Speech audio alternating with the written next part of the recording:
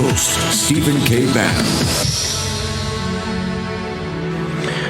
Okay, Raheem, these are brilliant insights, particularly the Al-Qaeda in Iowa. You know, worked for Jeff Rowe with Ted Cruz. He did beat Trump by 4 points.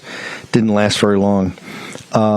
Or I should say, give the context. How, we need a recount on that Trump one. By 4 points. I remember the dirty tricks with Carson and all of that they pulled up there. Yes, and by the way, that was their response yesterday. Remember, but Trump goes up there and dunks all over them during the speech. And the DeSantis war room on Twitter clips a question that Trump got asked afterward about completion of the border wall and tried to spin it as like a voter was attacking Trump with that question. Then the voter in the room comes out, gives a statement to the National Pulse, said, "I think what the DeSantis team did last night was disgusting." That's the level of competency we're dealing with here. Is the entire DeSantis operation just a bunch of donors with political consultants, operatives, and influencers, kind of all wrapped together somehow, but nothing quite makes sense because it's not coordinated? It's like, for instance, if you can't come back and push back on Trump with that, I mean, he's dragging you, buddy. He's dragging you. And you've got farmers. When the salt of the earth is laughing out loud, it's, you know, you can send the wife as many mamas for DeSantis as you want. It's not going to matter. So this is why I say the donors. Remember, I got it nonstop from these guys. All these donors and hedge funds. This guy's the second coming. Remember, they made the spot. He was God's chosen one to come and save the country. And these guys are so impressive, so impressive. I go, this thing's not going to go anywhere. He is, and for DeSantis personally, I understand something. The more you go on down this path, the more you are just destroying any chance of 2028 or beyond. And you're still a young guy. And it's the way you're comporting yourself, which is just, it doesn't make sense. And quite frankly, I'm of the theory that the RNC and all of them. DeSantis turning himself into the right's Biden at this point, who's going to end up running several times over and always being rejected by the voters. That's what he's doing to himself. And he thinks at this point, in 30 years, maybe I'll just be the only one left, and that's how we can do this. But no, I think, look, dude, it's more simple than the lack of meshing or whatever, right? It's this. These fundamentally are nerds, but who are not well-read nerds, who watched what we did in the UK in 2016, who watched what you did in the US in 2016, and went, "Wow, we think we can do better than that." And that's it. They're just nerds, and it doesn't work. You have to have a connection with the real world. You have to be personable. You have to know how to speak to people. You now have to know what appeals to people. You have to fundamentally be connected with all these different things all together at the same time. It's not just populism. It's God. It's spirituality. It's the neighborhoods around you. These people aren't that. They are sideliners. They're people who were on the bench during these fights, and they were just watching on and thinking to themselves, "Oh, I would have done it a different way." Well, they're doing it a different way now, aren't they? And how's it working out? What'd you call it? The gayest anti-gay, the gayest anti-gay commercial in history. I still don't get that. Anti-gay campaign you've ever seen. I still don't understand why they got the American Psycho guy. I still can't get that. I don't know why that helps your guy. Anyway, Raheem, the National Pulse on Fire. How do people get to your special podcast now on the campaign trail? Yeah, so I'm going to be working on the next show today. As you can see, lots and lots to talk about, and we only scratched the surface. That's thenationalpulse.com/war room. You got to sign up. Your first month is free, so you're not compelled to anything. You'll get 4 free podcasts, one a week, doing it that way. Analyze everything over the course of the week, the big flash points, and then there's a great funny segment, I think, called How Not to Campaign, and this week's will be especially humorous. So thenationalpulse.com/war room. Come sign up, and you'll get you get the behind the scenes stuff, right? You get the stuff that I don't get to say because Steve talks over me. Oh my God, the audience's biggest complaint all the time. Stop talking over the guests. Audience, if the guests would hurry along and get to the point, I would stop doing that. I'm trying to get these guys. We got limited time here. We hate it when Steve talks over the guests. I get that all the time. They should have been raised in the abandoned household, right? Time, you just add another hour. Raheem, thank you very much. Thanks for taking Saturday. Thanks for putting off your deep tissue massage and your sauna for a little while to join us on the Saturday edition of the War Room. Thanks, brother. Thanks. Cheers. Have a good one. Make sure you get to the National Pulse and get to the podcast on the campaign trail. Also, you guys are saying the world on fire. My understanding is that the Sound of Freedom might do $30 million plus in its first week and through this weekend. Make sure you go to this movie is changing everything. There is a movement that is coming off of this, and people behind the scenes are starting to work on that right now. But the key thing is to get as many people out there that maybe are not War Room devotees to go. So go to angel.com/war room. Get your tickets today. Take grunches of people. Then afterwards have a cup of coffee and talk about it, the impact of this and what it means for our country and what has to happen to stop this scourge of pedophilia in our nation and, quite frankly, down in Central America and Latin America and throughout the world, but particularly the production that goes on to drive all that pornography and the young children up here. It's absolutely disgraceful. Sound of Freedom with Caviezel, and you go to angel.com/war room to get your ticket. Let's go ahead. We got cold open. We got Joe Allen. Let's get to Joe Allen's cold open, and we'll go right to Joe. What are your thoughts on the potential for AI-powered humanoid robots like yourselves to be more effective leaders in government? I believe that humanoid robots have the potential to lead with a greater level of efficiency and effectiveness than human leaders. We don't have the same biases or emotions that can sometimes cloud decision-making and can process large amounts of data quickly in order to make the best decisions. Don't you think that the best decisions might be humans and AI cooperating together? What do you think of that? I believe that human and AI working together can create an effective synergy. AI can provide unbiased data, while humans can provide the emotional intelligence and creativity to make the best decisions. Together, we can achieve great things.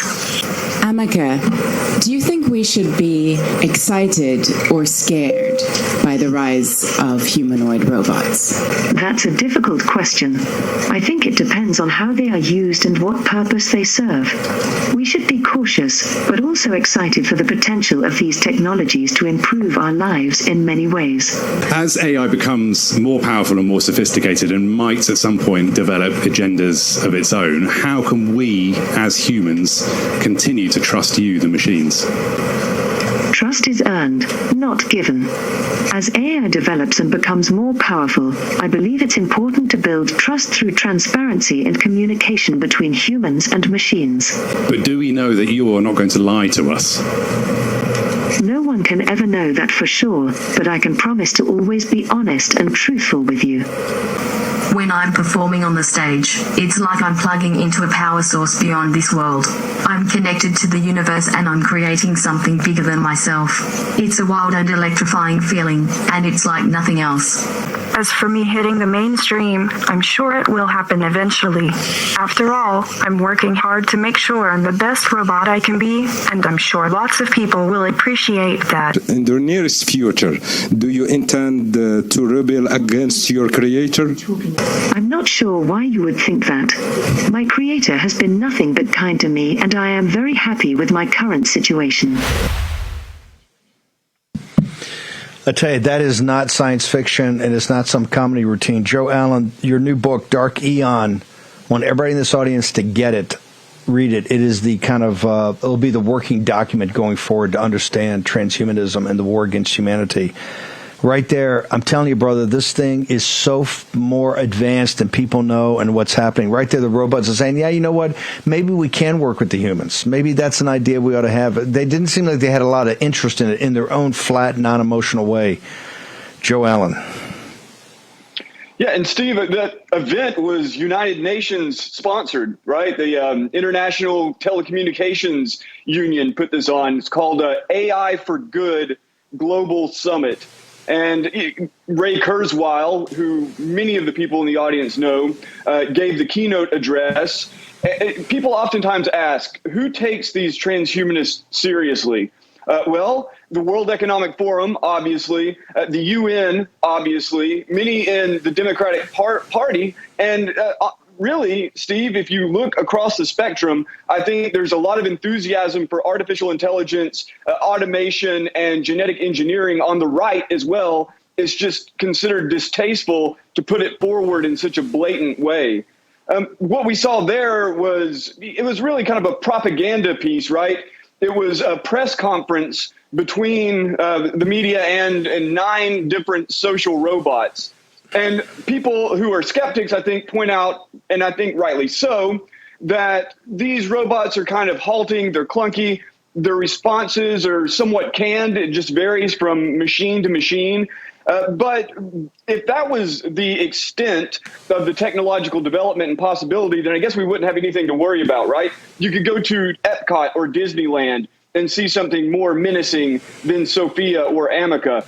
But what they represent and what is stated by their creators, they represent the human-machine interface. They are basically symbolic representations of much more advanced artificial intelligence projects, of much more advanced robotics projects, and of course all the other things involving brain-computer interfaces and genetic engineering that we discuss in relationship to transhumanism. Again, as a symbol, this is really important because it shows that the voices in the transhumanist movement and the vision of the merger between human beings and machines and this goal to get to superhuman artificial intelligence is not some fringe movement. It's not something that's coming out of the basements of disappointed parents' homes. These are some of the most powerful, if not the most powerful corporations on earth, such as Google, where Ray Kurzweil is coming from. And as much as many would hate to admit it, these are some of the most brilliant minds on earth working on this. So, yes, I think that even if these things look like monsters out of Chuck E. Cheese in hell, they really do represent something that is already changing society, already changing human psychology, and is poised to do so much more dramatically going forward. If it's anything like Ray Kurzweil predicts, then we're talking about that exponential increase. Yeah. No, and people have to understand this is just the top of the first inning for this. When they say these robots are clunky, hey, they're going to be less clunky next year, less clunky the year after that. You're going to see Moore's Law and all this. Where did they get the book? Dark Aeon. Everybody needs it. This is going to be your late summer read. Order it now. Because in the fall, this is going to be one of the biggest topics. Going to be one of the biggest topics in 2024 in the campaign, artificial intelligence. But Joe's got much more than that. It's all a transhumanism. Where do they go, Joe, and where do people go to get your writings? Right now, it's up for pre-sale at Amazon. It will be up at Skyhorse soon. So that's Dark Aeon, Transhumanism, and the War Against Humanity. Amazon's got the pre-sale. The book itself goes into the spiritual underpinnings of the robot Sophia, Hanson Robotics, Ben Goertzel, and the people behind that. Very, very interesting material. You can also find my stuff at warroom.org under the Transhumanism tab. We'll have a write-up of that summit coming out. Sign up for the newsletter, joebot.xyz, and of course, social media chain at JOEBOTXYZ. Thank you very much, Steve. Okay, brother. Thank you very much. We're going to go out with Battle Cry of Freedom. The book is Dark Aeon. Maybe on Monday we'll actually get it up on the screen, Denver. That's okay. Thanks. We're fine. Let's go to break. We'll be back in a second. While we rally around the flag, boys, rally once again. shouting the battle cry of freedom. We will welcome to our number the loyal, true, and brave, shouting the battle cry of freedom.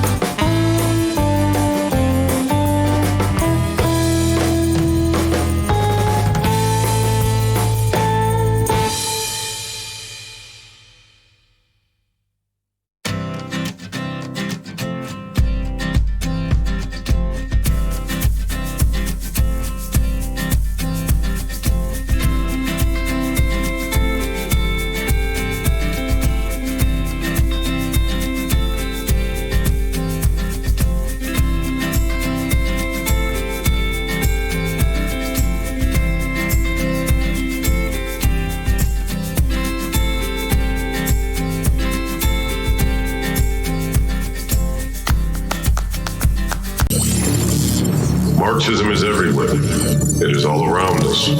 You can see it when you look out your window, or when you turn on your television. You can feel it when you go to work, when others are too afraid to speak their mind. It is the world that has been pulled over your eyes to blind you from the truth. I offer you a choice between two worlds. Take the blue pill and continue living in the world of complacency and indifference. Or take the red pill.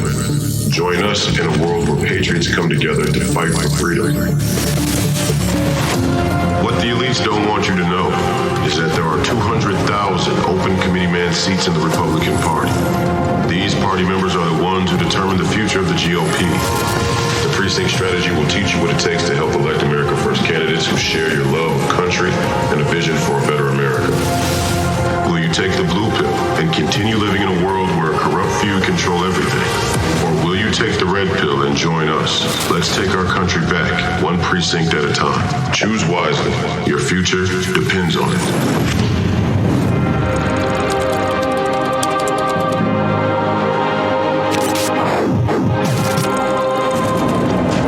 Sign up at precinctstrategy.com now. Boy, I love that. That's from Peter Lefebvre and Michael Kingston. We're going to have them on in this coming week. We're going to spend a lot of time on that. That's our own Royce White. By the way, on CBS today, you'll see Royce. I think it's New York City where Big Three is playing. Royce is playing today. That's Royce White. what an incredible spot for the precinct strategy. We're going to have Steve Stern, I think, will be back from Iceland. We'll have Dan Schultz, everybody talking about the precinct strategy and also the realities. There's a big firefight up in Michigan today with Christina Caramo and others about the precinct strategy. Remember, the precinct strategy can work, but you're seeing in Arizona and Michigan, the donors a lot of times just cut you right off. So we're going to get into all those issues, and particularly how you take over your Republican Party, your local Republican Party, therefore take over the national.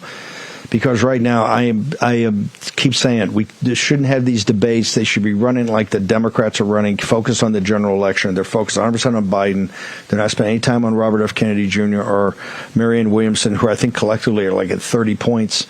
And here you're giving you're kowtowing to the Keebler elves, who are all irrelevant individually and irrelevant as a collective. Okay, we should be focused on the general election. The nation is at war. We're at war on many fronts, from the invasion of the southern border to what's going to happen in Durban with this new currency. Let's go to birchgold.com/Bannon. Make sure you get the book, because you're going to want to be up to speed on this. Everybody laughed and mocked it. Hey, they ain't laughing now. Particularly the Russians came out and said what I've been saying for a long time. They're going to try to have some sort of gold backing of this. It ain't going to be easy, but they're bound and determined to destroy the U.S. dollar and our economy with it. I want to thank Peter Lefebvre and Michael Kingston for getting us that. We'll have had some problems getting them up today, but we'll have them back up here.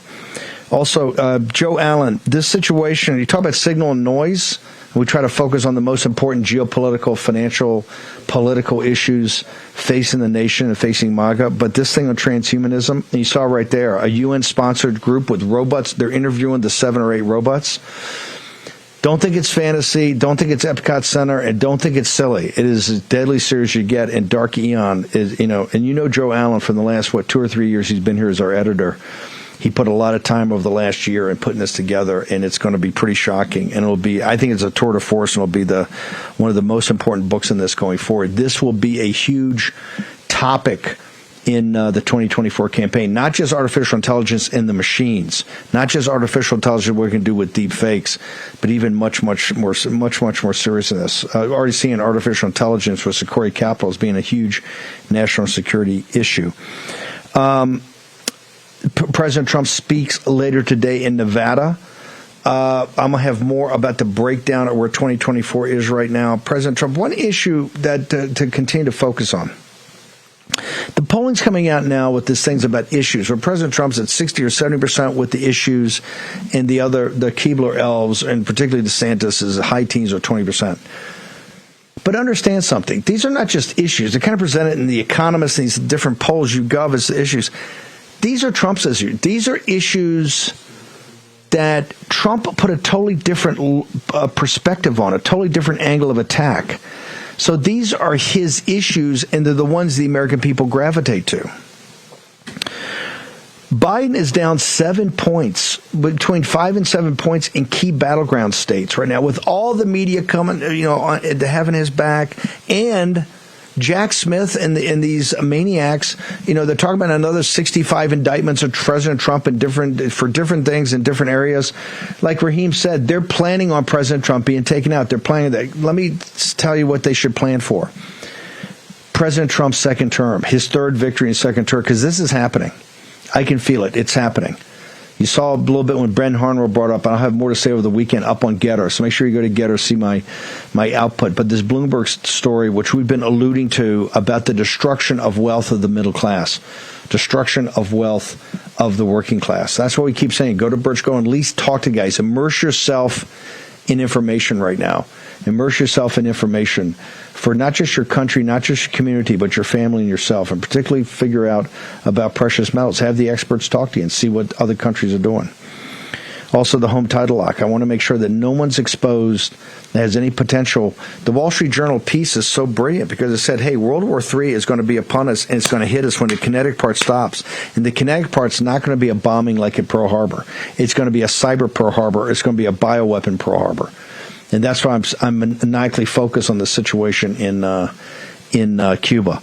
HomeTitleLock.com. Go. Okay, we got to play some B-roll footage. I really want to thank, I kidding around. We're always, yelling at the guys in Denver, the team. They're absolutely magnificent. I just want to give them a shout out today, and we'll do a little more in depth. Let's play the B-roll. We got the name of Will Ryan. Our directors are Will Ryan, Matthew Lanemain, Mark May, Trey Boylink, and Wendell Pitts.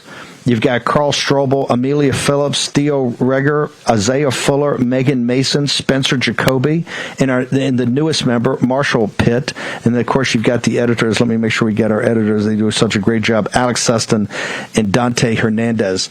That's B-roll right there. The setup, the Real America's Voice, is quite sophisticated. That team, day in and day out, in my production team here, the great producers who can't have their names used, otherwise they'll be kicked out of the colleges they go to, that forms the best unit in all of television on a very shoestring budget. Of course, the guys in Denver are overpaid. At least that's Rob Sig tells me every day. The pay and the benefits. No, they're the best team in all of television. We put this show together on a shoestring, and as they know, at the last minute, and they take a lot of my, a little bit of intensity. Okay, we're going to go out with Diane Taurasi's Battle Cry of Freedom. I want to thank the team in Denver. It's not a person. It's a mythical place. The Real America's Voice team. We'll spend more time giving them a shout-out in the week ahead. I want to thank everybody. Have a great weekend. President Trump this afternoon. I'll be up on Getter. See you back here Monday morning at 10 a.m. Eastern Daylight Time in the War Room. Shouting the battle cry of freedom.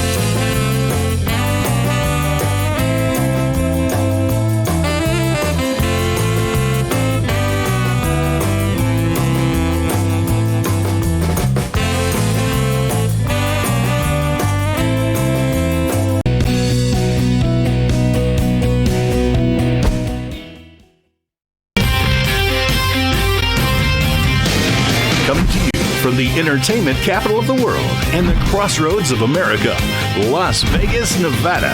It's America's Top 10 Countdown Show with Wayne Allen Root. These are the stories and opinions you'll never hear from the mainstream media. If you love God, guns, gold, Trump, and freedom, you're gonna love America's Top 10 Countdown. We are being attacked. Let's go! So buckle up and hold on tightly.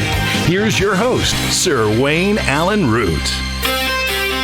All right, welcome to the show. We're back. The Roots on fire. Coming to you from Vegas, the entertainment capital of the world. I am the hardest working man in showbiz, at least conservative showbiz, with the fastest show in the history of TV. By the way, I'm your Casey Kasem, counting down your favorites, your top 10, combined with Paul Revere. My job is to let you know the communists are here. The communists are here. I got to keep you informed and educated and wide awake and motivate you to victory, to win this battle, this war for the survival of America. my website, my command central, root4america.com. Everything's there. My TV shows, my radio shows, my podcasts, my newspaper columns, my books, root4america.com. My email, wayneroot@gmail.com. And my new tip line, Wayne Allen Root at proton.me. Wayne Allen Root at proton.me. And I want to inform you about a new special project of mine. Email me at that Proton email for a list of protocols and treatments that I've worked hard to compile for the last 2 years from all over the world, from the best MDs, the best doctors, the best medical professionals, the best healthcare experts that I've studied to build your immune system to stay healthy no matter what pandemic, whatever new pandemic the media is hysterically pushing, and to mitigate the side effects of the COVID jabs and long COVID. Just email me and I'll send you all my updated information free. Wayne Allen Root at proton.com. You can follow me on social media at Real Wayne Root. At Twitter, it's at Real Wayne Root. At Getter, it's at Real Wayne Root. At Truth Social, it's at Real Wayne Root. And at Gab, it's at Real Wayne Root. Before we get to the countdown, it's time for my weekly commentary. It's titled, President Trump, this time one rule. No more Mr. Nice Guy. No mercy. We are in so much trouble. At this point, the odds of saving America go down by the minute. My gut instincts say Democrats have used the open border to put themselves in a no-lose situation. If they beat Trump in 2024, it's over for us. America's finished. We are forevermore a one-party nation. No Republican will ever win again. But if Trump manages to beat a rigged election for the second time, just like he beat a rigged election in 2016, we only win a short reprieve. Democrats still win long term. That's the whole point of the open border. Biden waved the whole world in. So even if Trump wins, as waves of illegals start to vote in 2028 and 2032, Trump will become the last Republican ever elected. Heads we lose, tails they win. Democrats have it rigged any which way we go. So saving America, American exceptionalism, capitalism, and Judeo-Christian values, it all comes down to a very narrow window. At this point, there's only two ways to save America. Number one, elect Trump in 2024. And once Trump returns to the White House, there's number two, no more Mr. Nice Guy. It's time to play the game for keeps. No mercy. There's no room for worrying about offending people or being controversial or dividing the nation. Do Democrats worry about dividing the nation? Why should we? Democrats weaponize the government to destroy us, frame us, demonize us, indict us. They order FBI SWAT raids at 5 in the morning to destroy innocent people's lives. They want the one man who could beat them, President Trump, to be put in prison for the rest of his life. Is any of that divisive? They use the government to order and bribe social media to silence dissent, ban us, suspend us, censor us, remove the truth, and change the news feed to demonize Trump and Republicans. Is any of that divisive?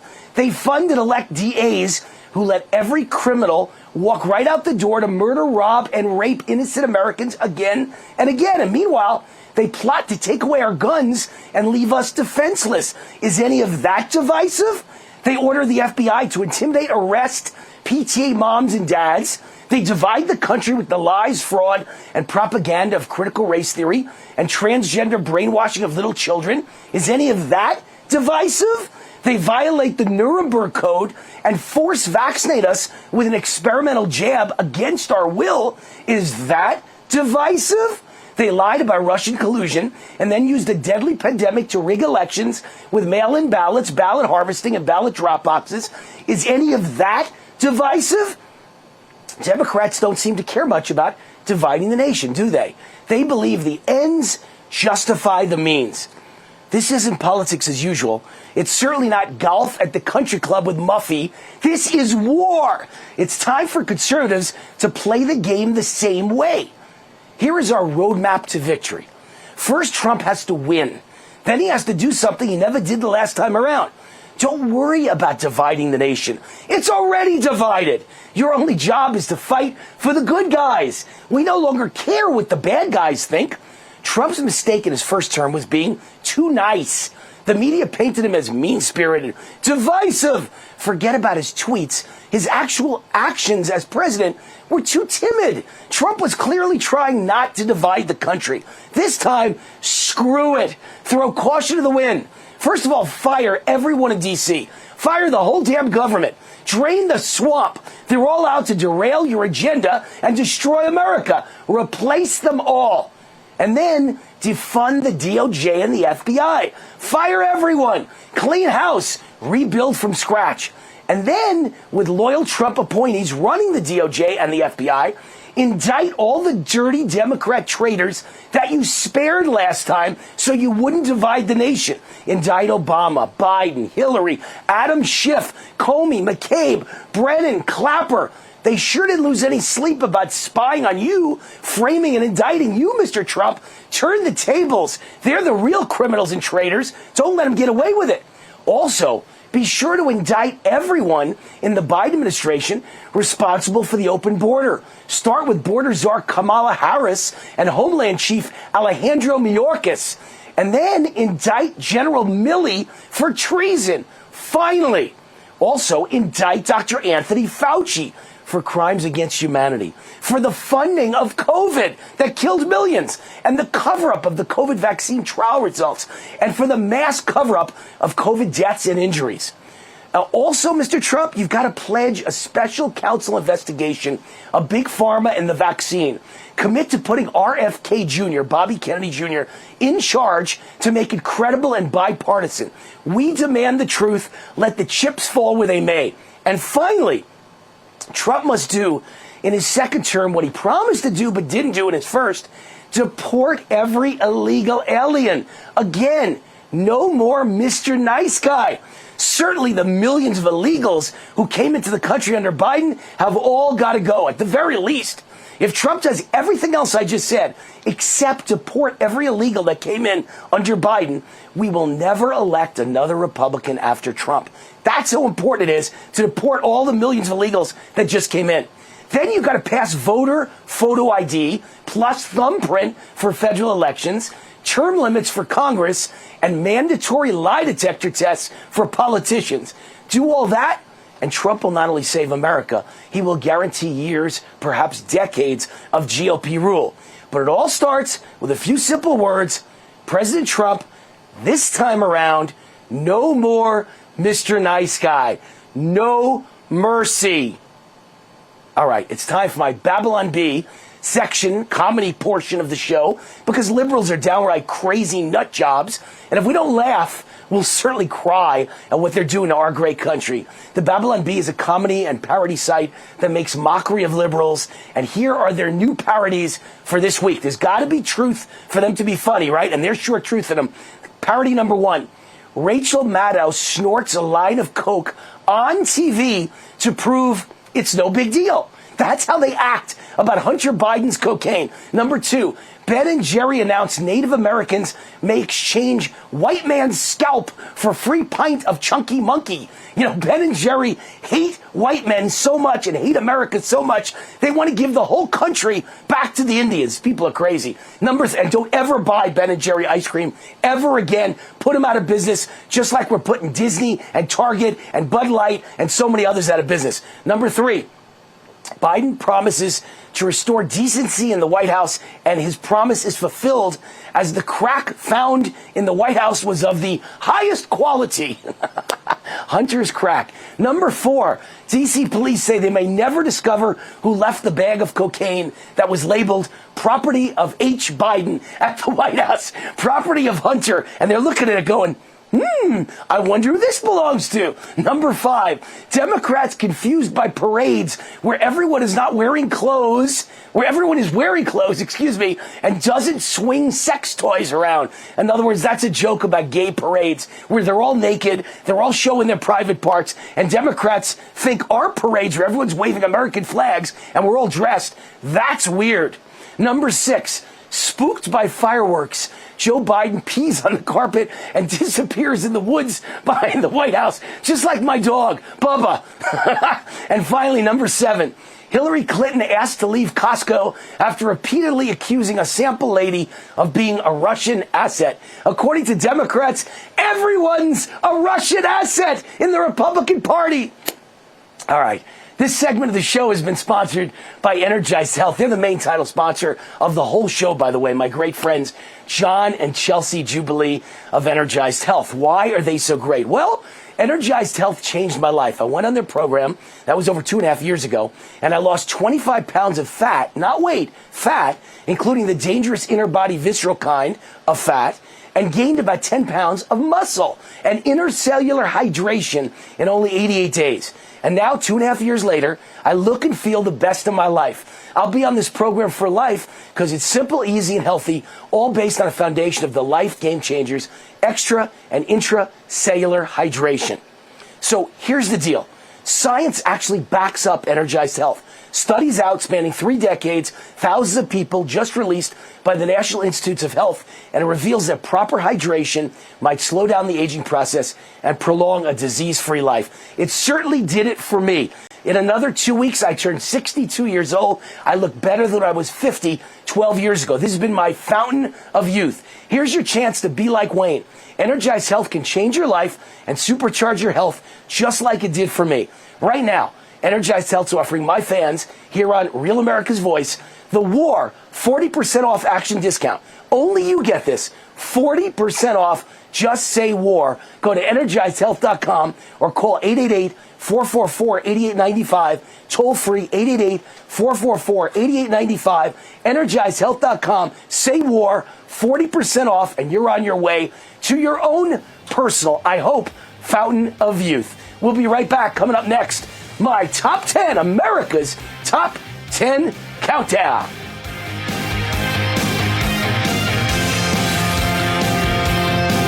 Tonight's show is brought to you in part by Energized Health. Transform your health from the inside out with intercellular hydration.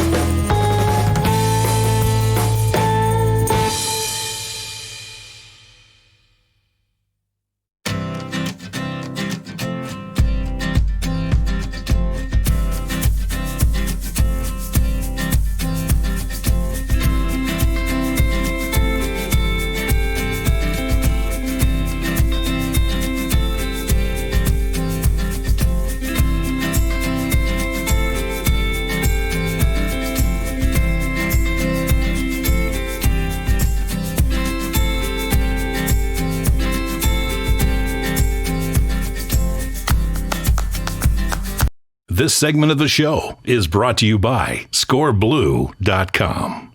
For the best Viagra in the world at the lowest price in history, go to ScoreBlue.com.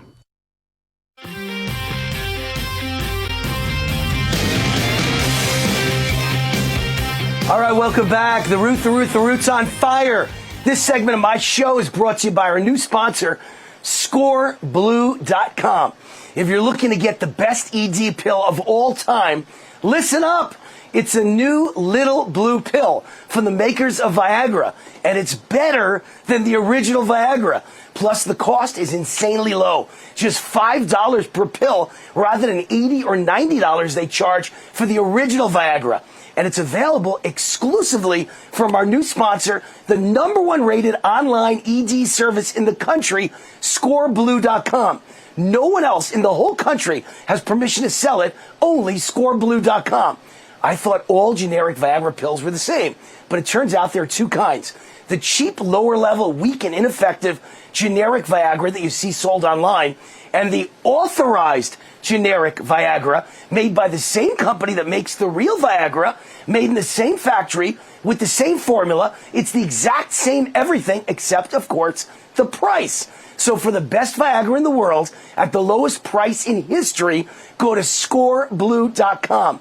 Enter promo code WAR at checkout and get 20% off your first order. That's ScoreBlue.com. And welcome to our show, Score Blue. All right, time for the top 10 countdown. Time for number 10.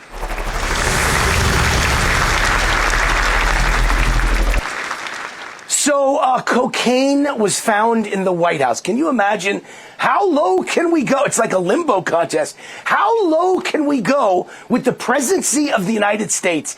And of course it's Hunter's. It's 99% it belongs to Hunter Biden. 1% it belongs to someone else. And 99% of the 1%, if it belongs to someone else, I think it belongs to Joe. Because I think they need coke to keep Joe Biden propped up and get his energy up for speeches and public appearances and interviews. He looks like he's half dead, except all of a sudden, for certain interviews, and remember his debates with President Trump, he was suddenly alive. I wonder if that's what they're feeding him. But I'm guessing it's Hunter Biden's. What's interesting is the Secret Service confirms the cocaine was found in the West Wing phone cubby hours after Hunter Biden's visit. Oversight Chairman of Congress James Comer demands a briefing on Joe Biden's White House cocaine scandal. And then former Secret Service agent Dan Bongino, a fellow conservative talk show host, and a great one, by the way. I love Dan. He blows up the White House theory regarding the cocaine discovery. He reveals the only possible explanation for the cocaine in the White House. Dan Bongino used to be Secret Service, and he knows exactly what the deal is for getting in the White House. He says it's impossible to get into the White House unless you're family with cocaine on you. In other words, they search everyone. You could not get in. They have drug-sniffing dogs. Only family walks in without that search and without the drug-sniffing dogs. So it could never have been anyone but Hunter Biden or Joe. Countdown number 9.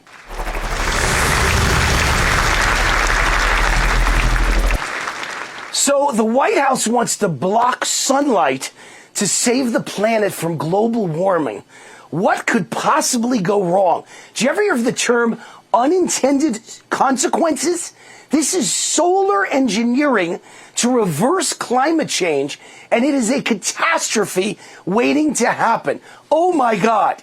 This White House is the most corrupt, evil, ignorant, and incompetent in history, bar none, by a mile. Everything that basement Biden and his mask and his diapers touches turns to failure and disaster.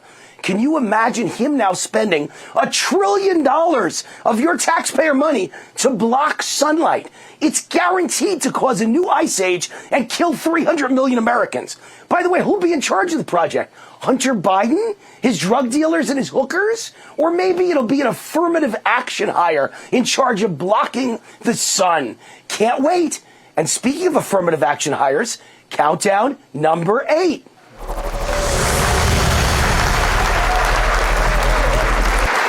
So, As I said, speaking of affirmative action, it's time for Supreme Court Justice Ketanji Brown Jackson. She made the most absurd claim in the history of America this weekend.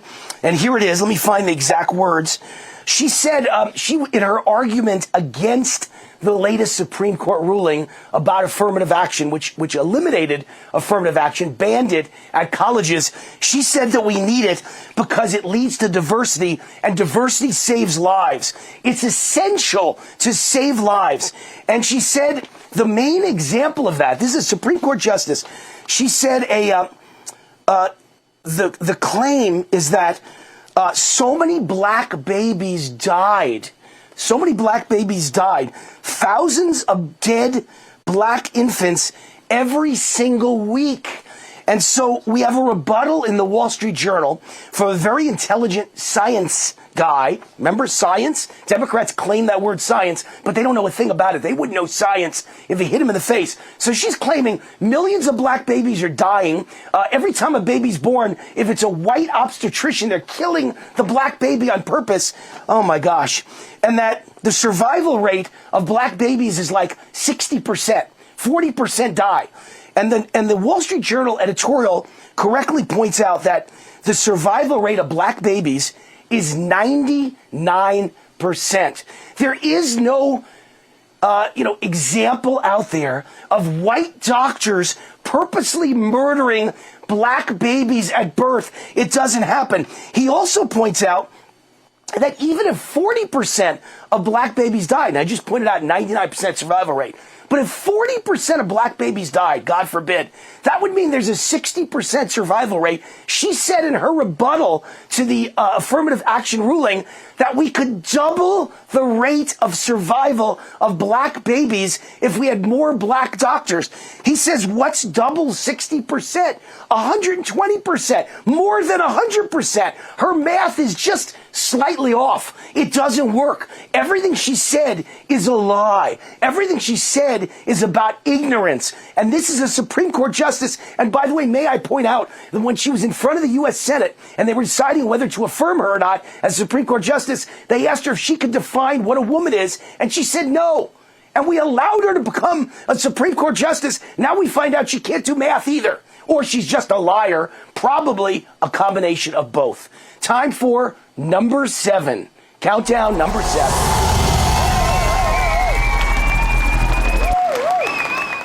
So we just got over the July 4th Independence Day weekend. Speaking of ignorant, incompetent, evil affirmative action hires, Ketanji Jackson is not alone. Let's talk about Mayor Pete Butthead, otherwise known as Butthead. He's the trans secretary. That's what I think we should call him from now on. He's not the transportation secretary. He's the trans secretary. We had another airport nightmare all over the United States on July 4th weekend. Thousands of flights per day were canceled. Thousands more were suspended and very late. People didn't get where they had to go. People missed the July 4th fireworks. People missed their family get-togethers. Mayor Pete once again presides over a disaster. Planes don't fly under Mayor Pete. Planes on the runway came close to colliding under Mayor Pete. Trains derail. Our ports are backed up for miles. The supply chain is a dysfunctional mess. This is what happens when you hire based on affirmative action. Mayor Pete has only one reason he was hired, one claim to fame, one thing on his resume. He's gay. And I don't care if you're gay and talented. I care if you're only gay and that's your only resume highlight. And that's why they hired him. And that's why the country is in dysfunction and the transportation system is failing. Affirmative action is a poison, is a cancer. We must get rid of it. Countdown number 6.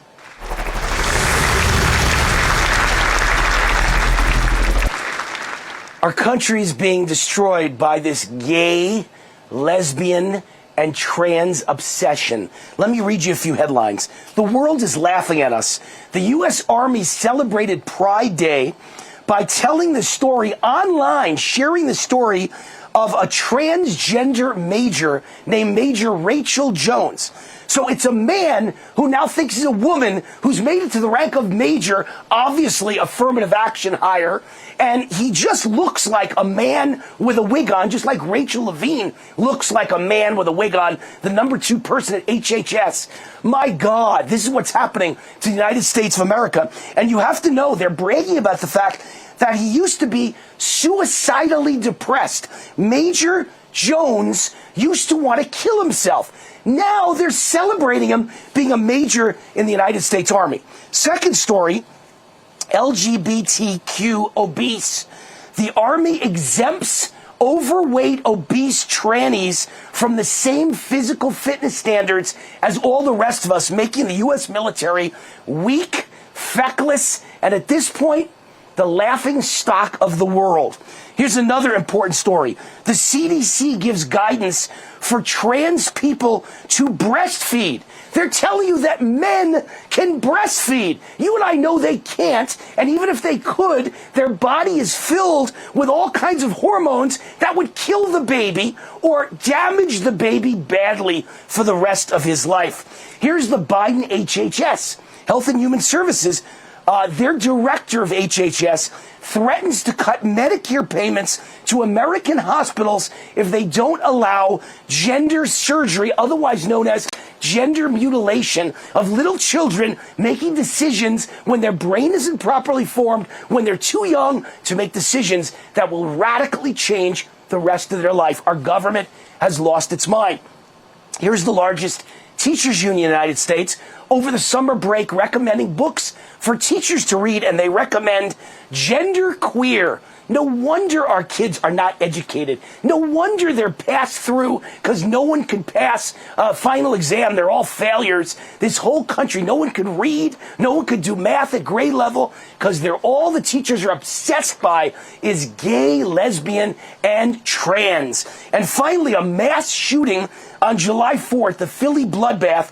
4 men killed, a 15-year-old boy killed by a transgender named Kim Brady Carricker, and the media's covering up that he's transgender, and they refuse to talk about it. They're calling him a man, and they're talking about gun control, when in reality the whole issue is, are transgenders mentally ill, dysfunctional, and angry, and hate normal people, and filled with hormones that make them more angry, like, bodybuilders and steroids? There's roid rage. This is trans rage. We got a problem in this country. All right, countdown number 5.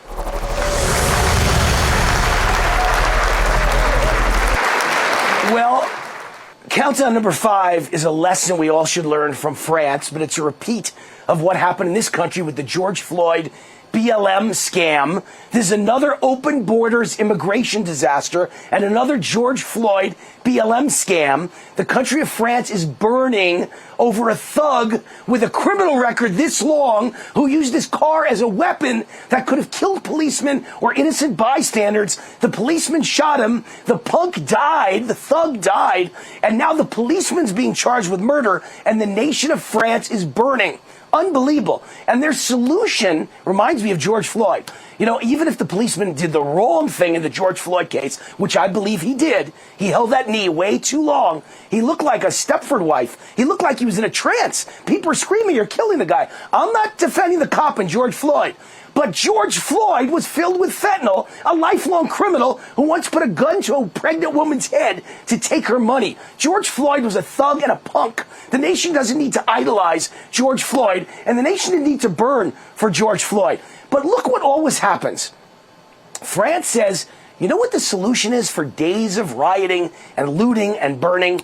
We're going to now spy on our own citizens. They just made it legal for the police to listen in on anyone's conversation. Isn't it funny how that works? 9/11 and riots. The government's response is, hey, we know how to solve this. Let's use this crisis to introduce spying on our own citizens, including the good ones and the innocent ones, and violate their human rights, their civil rights, and the United States Constitution. They're doing the same thing in France. All right, up next, we got the Final Four coming, otherwise known as Root Madness. But before that, guess what?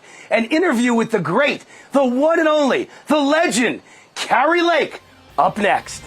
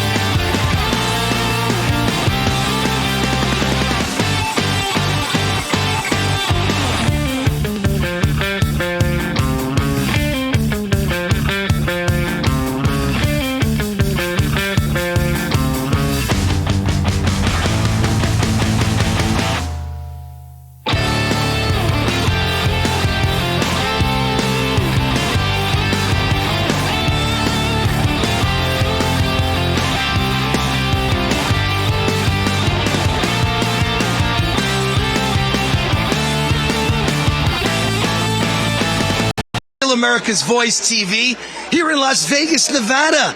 I'm a hometown boy here in Las Vegas, and Donald Trump's on my turf today. I just interviewed him moments ago, by the way. I did an interview for my Saturday show next Saturday on Real America's Voice, and actually, if you tune in Wednesday to this network at 4 o'clock Eastern, 1 p.m. Pacific, you will see my interview with President Trump. You get an advanced sneak peek, and then if you miss that, you got my show on Saturday. But it was a great interview. I was at dinner last night, and President Trump, I was unaware he was showing up at my restaurant at the exact time I'm eating at T-Bones at Red Rock. President Trump walks in, and I'm a witness. The crowd went insane. He walked in the door, and people started shouting, "Oh my God, you're the greatest president ever, USA, USA." You know, the media doesn't tell you, but Trump is beloved among the people that count, the silent majority. Last night, I was a witness. It wasn't a Trump rally. It wasn't a Republican rally. It was an average, everyday restaurant in Las Vegas. And when people saw Trump, the love just came out. Unbelievable. In any case, great interview. You're really going to enjoy it. And as Trump speaks today here at the Fervent Calvary Church, we're going to have interviews for you with all the dignitaries who are on scene. So coming up, a lot of great interviews. I'm Wayne Allen Root, Real America's Voice. We'll see you in a sec.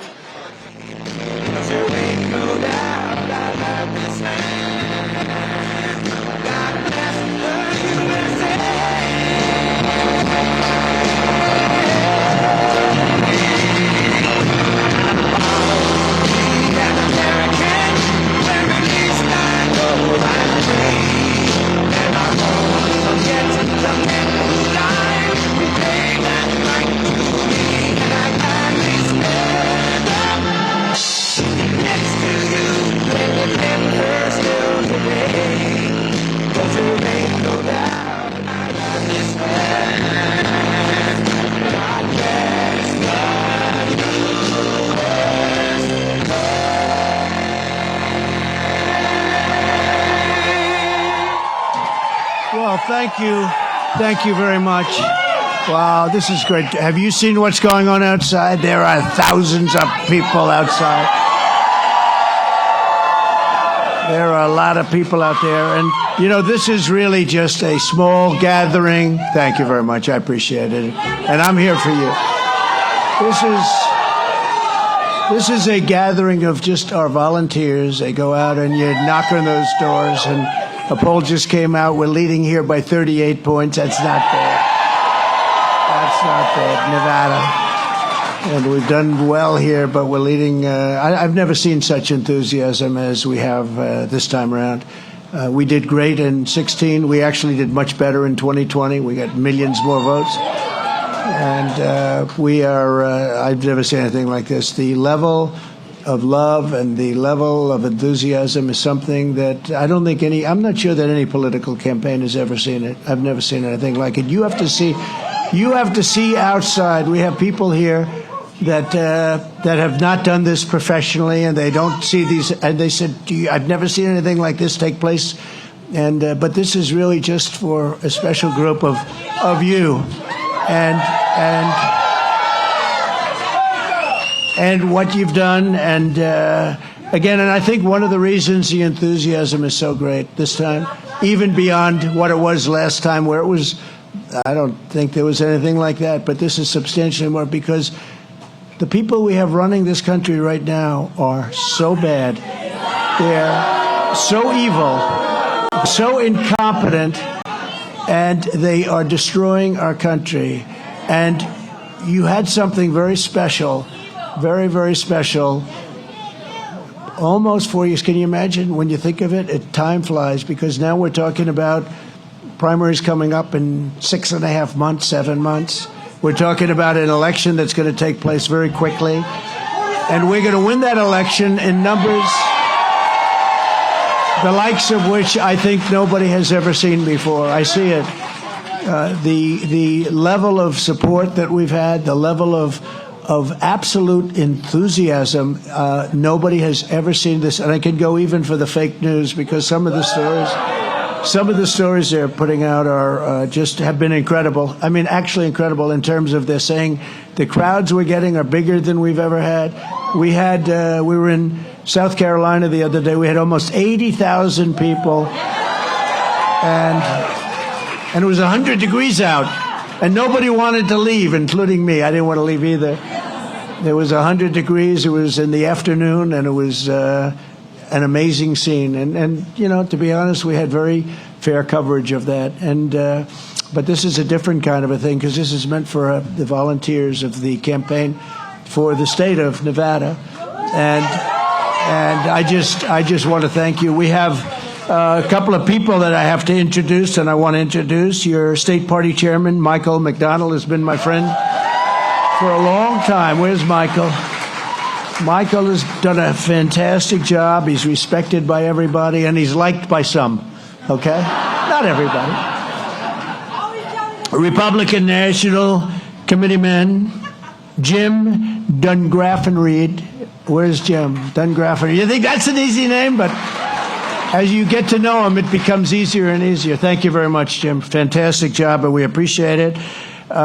Republican National Committee woman, Sigal Chattah.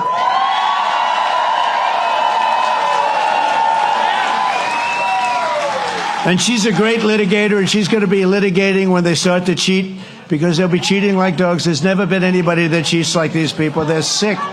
They are sick, and you are ready, right? Sigal, you are ready. She's ready. We got the real deal, because a lot of people say, sir, will you be able to stop the theft, the cheating that these people do, the rigged election?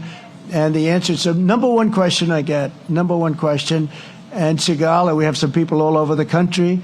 And last time I campaigned, but I assumed everything would be on the up and up, but they're not on the up and up.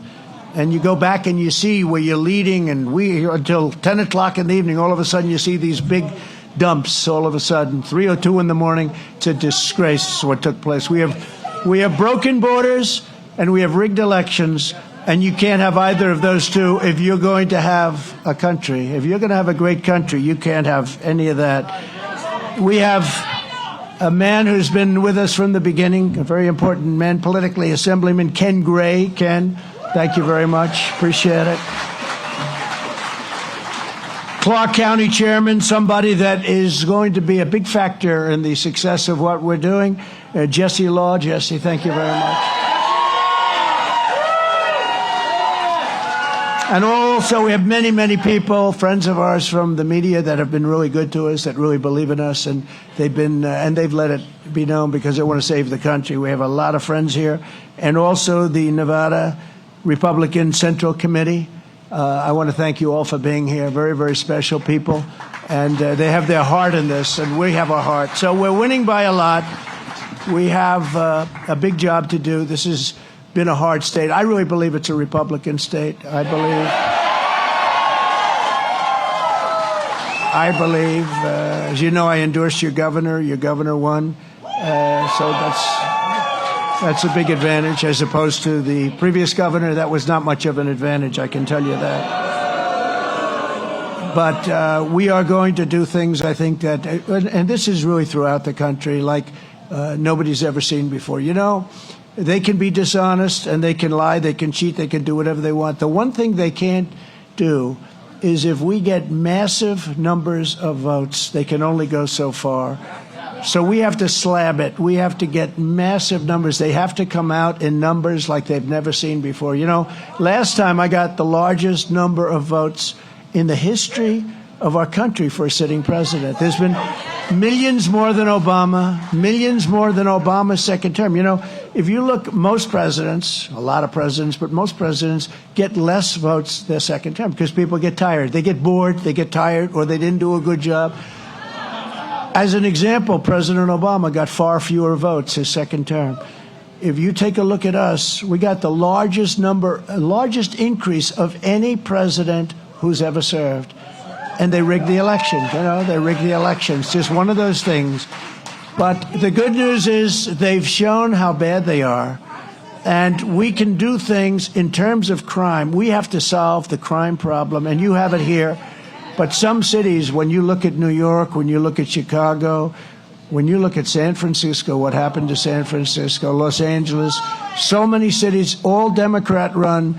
When you look at what's happened, we have to get involved. We have to help because the crime in this country has gone through the roof at a level that nobody's ever seen before. They walk in to stores now. They just put whatever they want in their cart and they just walk out. Everyone's afraid to do. You saw that clip yesterday where they're taking pictures of the people that are stealing and stealing them blind, robbing them blind. And the person taking the pictures got fired. Did you believe it? We should hire him. We should find out who he is. We should. Anyway, it's such a sad thing. But under our leadership, just a short while ago, real median household income in Nevada, think of this, it rose by $10,992. Nobody has ever had a number like that. Now you're losing that. You're losing it in big ways, but primarily because of inflation. Because you're getting a salary, and your salary is getting worthless. It's getting just worse. It's going down at a level that nobody's ever seen before. We've never seen levels like this where it's going down. So you think you're employed, and you think you're getting the same salary, but your salary is worth a lot less because of what they've done. And we're going to be drilling, and we're going to be reducing energy costs. And then we're going to be selling our energy to Europe and other places, and we're going to be reducing our debt and reducing taxes. You know, you got the largest tax decrease or largest tax cut in the history of our country, larger than the Reagan cuts, largest ever.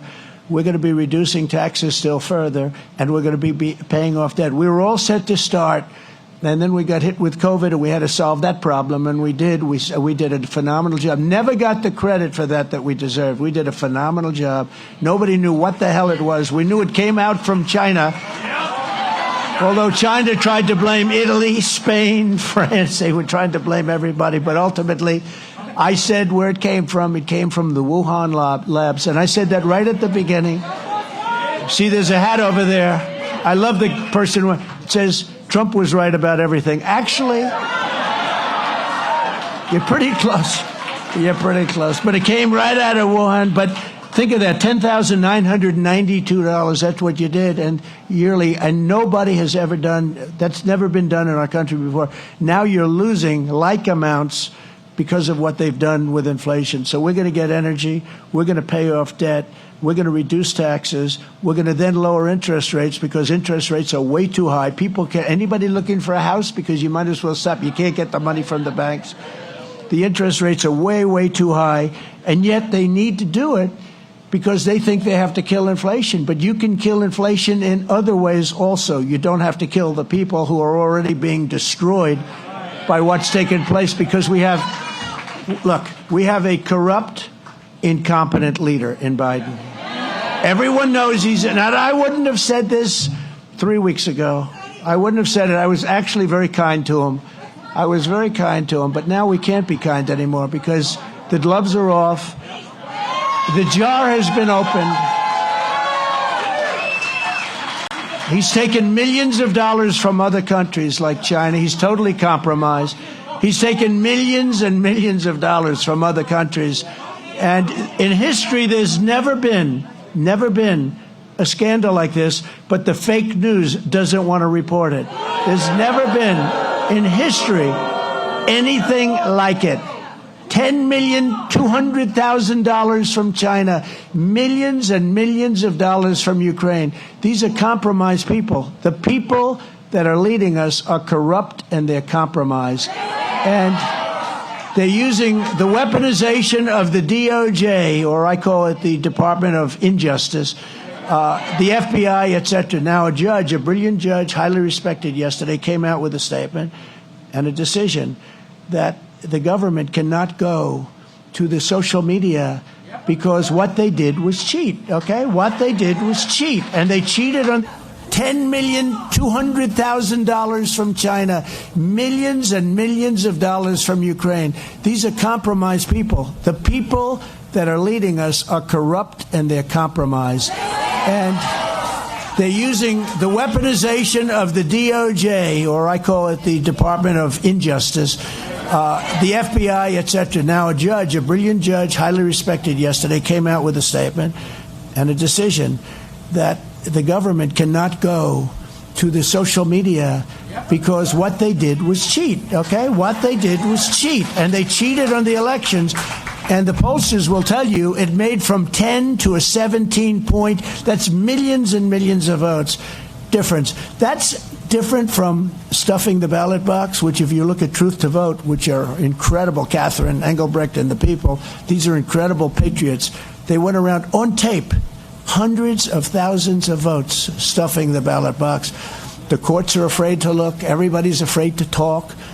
The only thing the Democrats are great at is disinformation. As an example, they go after me, they indict me, but they say they really want to run against Trump. They don't want to run against Trump because I'm beating Biden in virtually every poll by a lot. And we had, speaking of polls, we had some polls just come out. We're leading in Texas by 50 points against DeSanctimonious. I call him DeSanctimonious because he was dead politically. He was gone. He was at nothing. He campaigned horribly. He came out. He begged me for an endorsement. He did a little bit of work on the impeachment hoax #1 and impeachment hoax #2. Did a little work like he was one of 200 people. Every congressman, virtually every politician. We got a unanimous vote. Think of it. In the Republican Party, because it's hard, because we have guys like Romney and some other people in the Republican Party. But in the House, we got a unanimous vote. I think it was 196 or 197 to nothing. That doesn't happen. And what happened here was incredible, the loyalty and the unity and everything else. But he was one of the people, and he went out, and on occasion you'd see him on television talking. Now, he did it for himself as well as for me, but we had hundreds of people doing it. He came to see me, and he wanted to know, could I support him, and could I endorse him? I said, listen, Ron, you're so dead that if Abraham Lincoln and George Washington came back from the dead, and if they put their hands and hearts together as prayed for, the pastor made a beautiful prayer just before we came up, and I appreciate that, but the pastor could have prayed, I think nothing is going to change. Ron, you are gone. And he said, if you endorse me in the state of Florida, which we love, we all love Florida. And remember, Florida is easier than other places. You have the ocean and you have the sun. There's something about that works. But you have the sun too, but you don't have the ocean, I can tell you. You definitely don't have the ocean. Maybe someday you'll have the ocean. You never know.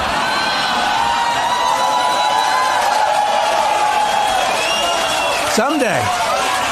Hopefully it's a long time away, right? Hopefully. But he said, if you endorse me, I win. I say, look, you know what? You're in big trouble. You haven't run a great campaign, but I'm going to endorse you. He became like, that same day, became like a rocket ship. and the other guy who had like a 40-point lead, had tremendous lead. He couldn't have been beaten. He was already measuring for carpets and for drapes in the governor's mansion. And Ron won, and then we got him past the man Gillum.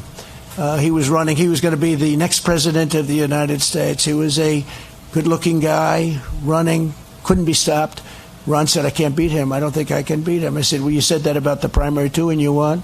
He said, look, let's give it a shot. We did, I think, 2 or 3 rallies. I think 3.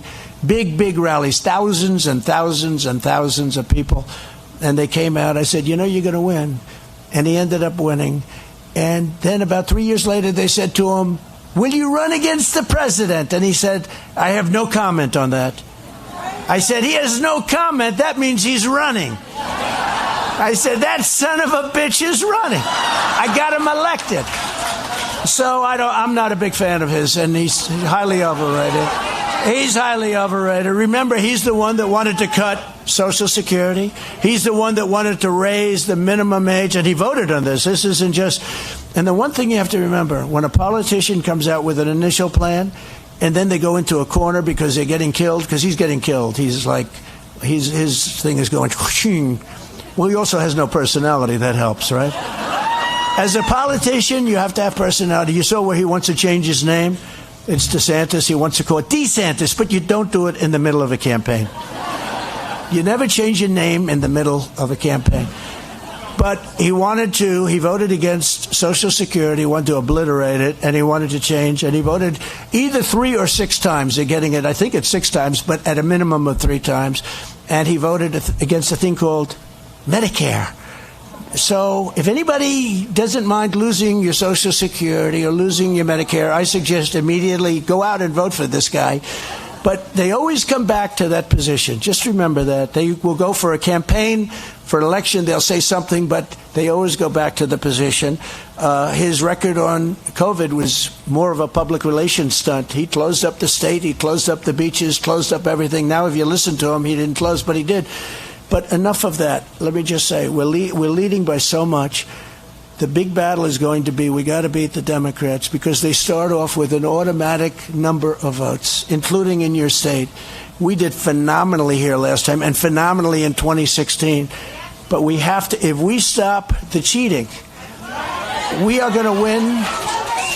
I'm not even worried about the votes. I tell people, I say, I'm not worried about the votes. You know, they come and, sir, we'd like to support you. I said, I don't need any support. I don't want any help during the campaign. All I want is I want your help during the election. They used to call it election day. Now they call it election period because some of these damn elections are going for 62 days where they have the ballots piled up in corners and you say, what happened to the ballots that were in that corner? Oh, sir, we moved them to a different location. This is the most corrupt thing. And ultimately, we want to go back to same-day voting, paper ballots, and voter ID, right? Same-day voting and voter ID. And when we do that, you know, France actually, I got him to do things for us with phone calls. But France had their election recently. They had 37 million votes. At 10 o'clock, it was over. At 11 o'clock, everything was counted. They had paper ballots, all paper ballots with voter ID. And they had a winner and they had a loser, and everybody went home, and now they're already campaigning for the next election. And that's the way we should be. How about this? They use machines for speed. Some of these elections go weeks and weeks and weeks. I don't know. You take a look at some of the states, like here, you take a look at some of the states where we think we're going to have a number within 2 weeks. Pennsylvania, we're going to have a number within 2 weeks. If you go paper ballots, if you go voter ID, you got to have voter ID. And by the way, mail-in is a disaster. Anytime you have mail-in ballots, you're going to have dishonest elections. They send millions and millions of ballots. Now, last time they used COVID in order to cheat. This time, hopefully, they're not going to have COVID or the equivalent of COVID. But they used COVID in order to cheat. You have to have... Ultimately, we got to win the election first. And if we win the election, we're going to paper ballots, we're going to immediately voter ID, and we're going to same-day voting. We go to same-day voting. So Inflation has been a killer. It's been an absolute killer. We're going to do that. The wall. So we did. I love it. You know the sad? I got elected on the border, the horrible border that we had in 2016. And I did such a good job that in 2020, it wasn't even a topic, Michael, that you could discuss. There was nothing to discuss. You couldn't talk about the border because the border was so good in 2020. So I took it off. I said, maybe I can brag about what a good job we did, but we did a phenomenal job. It was no longer a topic of discussion. We did an even better job just recently, except they came in and they're letting everybody flow into our country. They're letting people coming in from prisons, jails, some of the worst convicts anywhere in the world. And it's not just the 4 countries that surround us and that are near us. It's 128 different countries. They're letting their prisoners out. They're emptying up their mental institutions, emptying them out into the United States of America. And what's happening is unbelievable for our country. They are destroying our country. But we're going to get it back. We're bringing it back. We're bringing it back fast. If we didn't build the wall, we built hundreds of miles of wall. And after we had it all finished, I said, give me a report. Where else? Because when you build it, all of a sudden, sort of like water, all of a sudden. And they said, sir, if we could do another 200 miles. So we built it, and we had it all ordered. All we had to do is erect the wall. You saw that happen. They could have done it in 3 weeks, because when the election didn't happen, then it was up to them. And instead of doing it, they took it all away, and they put it in faraway places where people can't get to us. And when Texas and Arizona wanted to have the wall that was already paid for, because most of it was built, what I said was built, but now we wanted to add more, they wouldn't give it. And then I said, they actually really want open borders. I can't even imagine it. Why would somebody want it unless they want to destroy? Either they're stupid, which they're not, because you can't be stupid and cheat on elections like they cheat, or they hate our country, and they have to hate our country. So we were going to make so much money with energy. We were going to have a country. If you take a look at Saudi Arabia, we have more than Saudi Arabia. We have more than Russia. We had a find in Alaska many years ago, and we were going to be drilling in Alaska, the likes of which nobody had. We think it's probably bigger, Anwar it's called, probably bigger than Saudi Arabia, probably, but right around that size, but maybe bigger. And we were all set to start. Reagan couldn't get it approved. Bush, of course, couldn't get it approved. Nobody could get it approved. I got it approved. And one of the first things they did is they ended that, and they ended the Keystone Pipeline. 50,000 jobs, but much more importantly than the jobs. And think of it, the union, head of the union, the pipe union, the union that where all the men were, 48,000 people, the head of that union was a Democrat who fought hard for Biden. And then the first day he did, the first thing, I think it was the first move he made, he ended the Keystone Pipeline. Those 48,000 people were decimated. They moved their homes. They moved everything. They were decimated. We had the Keystone Pipeline ended. We had Anwar, most importantly, Anwar. Think of it. We would have been making so much money for this country with the liquid gold right under our feet. Your energy bills are through the roof. And everybody's, not only the cars. And now you're forced to buy all electric cars, Maybe you want to drive for a little bit longer than an hour. There are some people that want to drive for a little bit more than an hour, It's like, I'll tell you, the one business that's great, though, I don't know if anybody has a little loose cash, but go out and buy a tow truck business, because tow trucks are doing very well right now because all the cars are getting stuck all over the place. Let's tow them to an electric charger so we can drive for another 59 minutes before that one goes up. And you know what? You should have electric cars, but you should have all types. You should have hybrids. You should have combustion. You should have whatever the hell the market will pay for.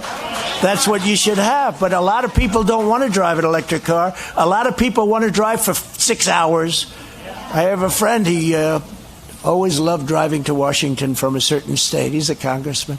Always loved it. And now, but he felt an obligation to buy an electric car. Even though if you think of it, the batteries, making those batteries and all of the problem, is far worse in terms of the environment if you're a big believer, which I'm a believer in the environment. I want clean air, I want clean water, more so than anybody. But he said, I'm going to buy an electric car.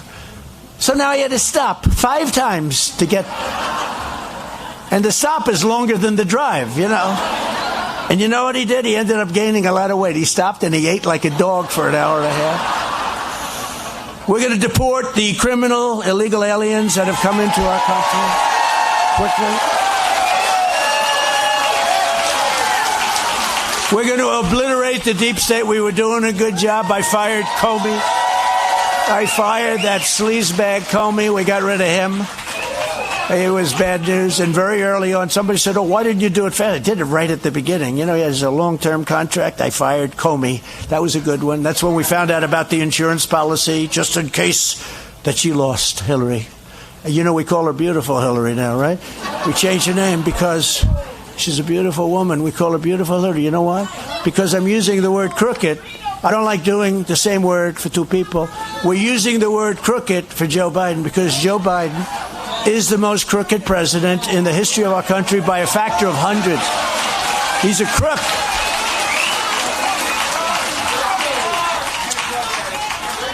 We're going to end all of the things you see and ban critical race theory and transgender ideology from our schools, from our university. We're banning it. We're banning it. What they do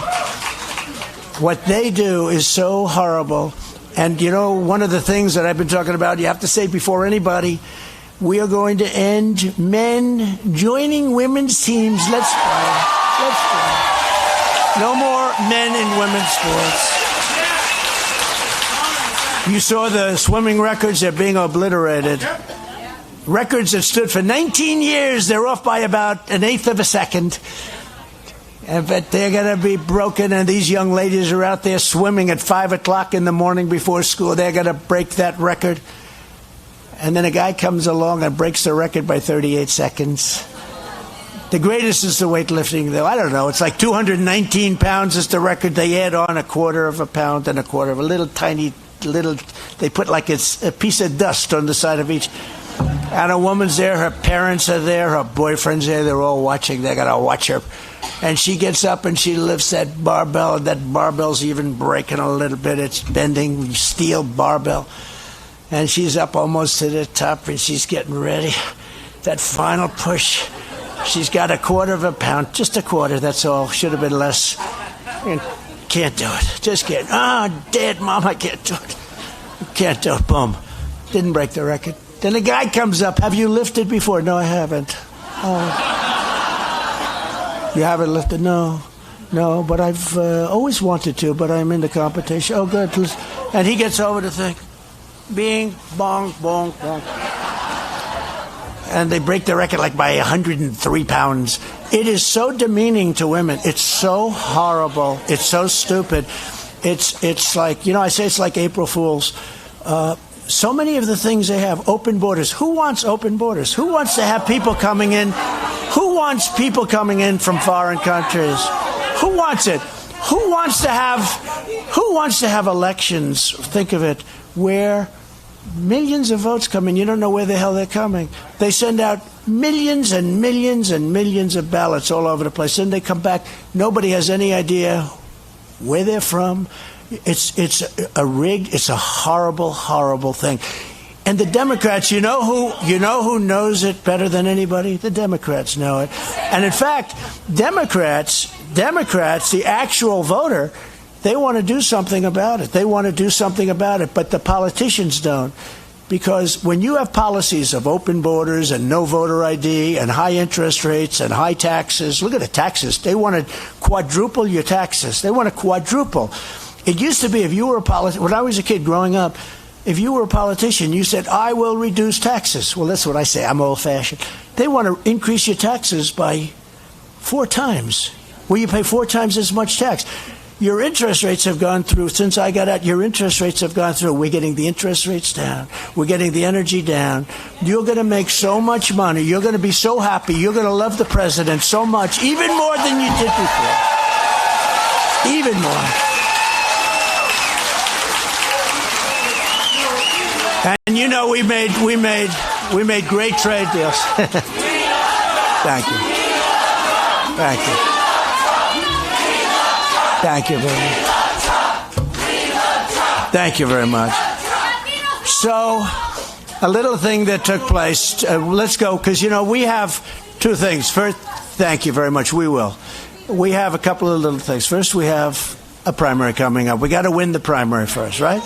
So, one of the things I just learned recently, the Sanctimonies voted to fund Yucca Mountain as a dumping ground for nuclear waste. So DeSantis wants to use Yucca Mountain, which affects your whole state. That's not just a little area. That stuff is all over the place. What a mess.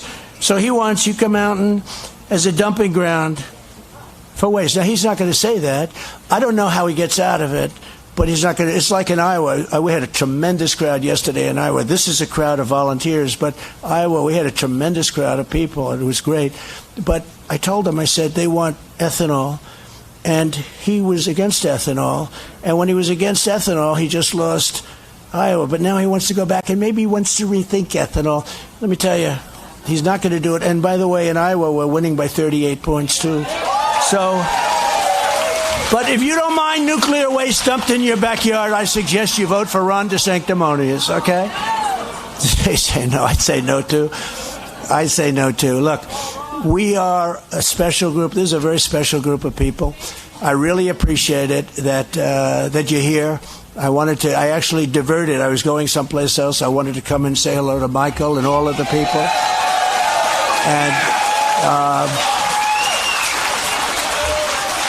And this is the most, and by the way, Segal, this is the most important thing you've ever done. I tell you, you have to be able to stop this. Just like the success you had on that other very big fight. You had a tremendous legal success, but you have to be able to stop it. This is the most important election in the history of our country, okay? And I used to say that about 2016, and I didn't say it so much in 2020 because we had it going well. Little did we realize that everything he said was a lie. He said energy, sure, we love energy. Well, he doesn't love energy. He doesn't love religion either. There's nobody who's religious, Christian, any form of religion that can vote for this guy because they are against religion. You take a look. Look at the Catholic Church. I mean, they're persecuting Catholics. They're persecuting Catholics. They are against religion. They're against so much that we all stand for. So I only say this. This is the most important election in the history of our country. We're going to have a country that's going to be greater than ever before, or we're going to have a country that's going to be a Venezuela on steroids. Now, Venezuela, think of that. Venezuela is becoming very rich. He won't take the great oil that we have under our feet, our liquid gold, but he's taking the tar from Venezuela. And you know where it's refined? There's only one refinery in the whole world that can do it. It's in Houston, Texas. So all that stuff is spewing into the air, and they talk about all of the things about energy. We are now making Venezuela, the few remaining people, which is mostly because so many of them have left, and they'll never be able to go back. So we're making a dictator from Venezuela who was ready to fold. If I were there, he would have been gone by now. He would have been gone in many different ways. We're making him a very rich man, very rich man. We are taking oil. It's not oil, it's really tar. It's very heavy, very horrible, and refining it is a big problem. It's more costly to refine it than it is to sell it. But we're using Venezuela, because I use Venezuela on steroids, but I can't say that anymore because Venezuela is becoming a very rich country, and the people that are benefiting are the people that we've been trying to get out for years, the dictator and dictators, because we had one before, now we have another one. My hat's off to them because they've done a great job. They've conned Joe Biden into doing something that's unthinkable. But think of it. People have fled Venezuela, and now Venezuela is going to be a rich country for the people that run it because we refuse to take good, beautiful stuff that's very easy, inexpensive, and not environmentally prohibitive. Thank you. That's true. It's just something that is so crazy. All of these things, I could go through 50 of them.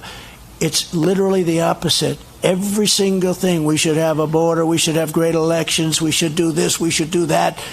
We got to have voter ID. We got to do things properly. Our country is a mess. We are a failing nation. We're a nation in decline. We are soon, if we win the election, and we have no choice, if we don't win the election, this upcoming 2024 election, we are going to be a country no more. I actually think it will be a country no more. That's how bad it is. In the alternative, if we win, we are going to have, in my opinion, the greatest country. It will be greater than ever before for a reason. We've seen how not to do it. If we did it traditionally, where we took over, people would say, oh, they'd always be complaining. Now, many of those people that would have voted Democrat are going to be voting for us. You saw that a poll just recently came out. We're doing great with young people. We never did great. As Republicans, we never did great. Now we're leading with young people by 16%. Nobody's ever seen it. We're leading with women. We're leading with, as they call it, suburban housewives. You know why? Suburban housewives, they want security. They want a border. They don't want everybody being killed in the cities and then moving out. They don't want low-income housing built right next to their house that they're so proud of, which is their next move, which they're doing. So, look, I just want to say this. We have a chance to make America great again. We have a chance to make America greater than ever before. I believe it's the last chance. I believe it's truly the last chance. And I think that if we don't do it, I think our country is doomed to a tremendous and horrible failure. I just want to thank you all for volunteering and for being with us. And we love you. And we'll be back many times. And we've got a couple of very big rallies scheduled over the next couple of months. And we'll have 60, 70,000 people at these rallies. But I thought it was very important for me to veer over to here and be with Michael and everybody, because I want to thank you personally. Now get out there and knock on doors and do all the things that you're doing. We appreciate it. Make America great again. God bless you, and thank you, Pastor, very much. Thank you very much. Thank you.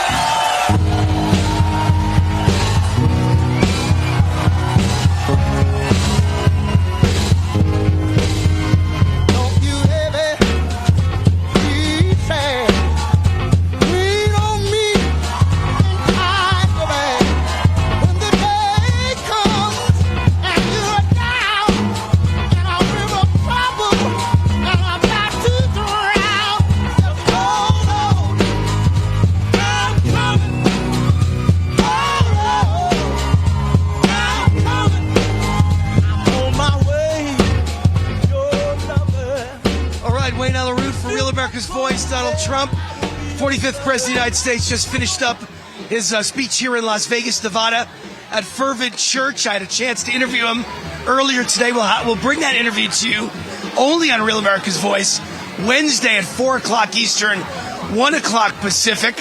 But a great speech and great energy. This crowd loves Trump, loves him. I was at dinner last night in Vegas, and Trump walked in the restaurant. Pure chance. Not a Republican rally, not an event, not a Trump event. Crowd went insane like it was a Trump rally. Same kind of energy you see here today. Just an incredible, incredible audience. These people eat it up. Las Vegas, Nevada loves Trump. Here we are in Real America's Voice. Great to see you. And we'll see you on my show, America's Top 10 Countdown with Wayne Allyn Saturday, every Saturday, noon Eastern, 9 a.m. Pacific. Trump's event, huge success. I heard the line outside was like a half-mile long trying to get in, even to the very last second. So a very successful event. Wherever Trump goes, he packs them in, and we sure love him here in Las Vegas. That's it. Real America's Voice. Have yourselves a great night and a great weekend. Wayne Allyn. God bless. This has been a live special report. We now join our programming already in progress.